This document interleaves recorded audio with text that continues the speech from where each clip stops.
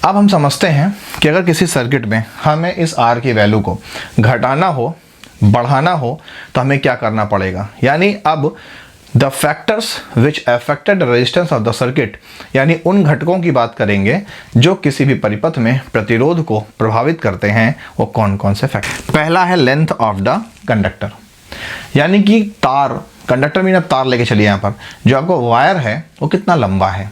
और हमें मालूम है कि रेजिस्टेंस जो होता है is directly proportional to the length, यानी किसी भी सर्किट में वायर यानी कंडक्टर की लंबाई जितनी बढ़ती जाएगी उतनी ही ज़्यादा तेजी से रेजिस्टेंस भी बढ़ता जाएगा। जितना लंबा तार उतना ज़्यादा उसके पास क्या होगा, रेजिस्टेंस होगा। इसीलिए हम किसी भी सर्किट को बनाने के लिए कोशिश हमेशा करते हैं कि कम से कम लंबाई रहे, यानी हमें कम से कम लंबे तार का इस्तेमाल करना पड़े।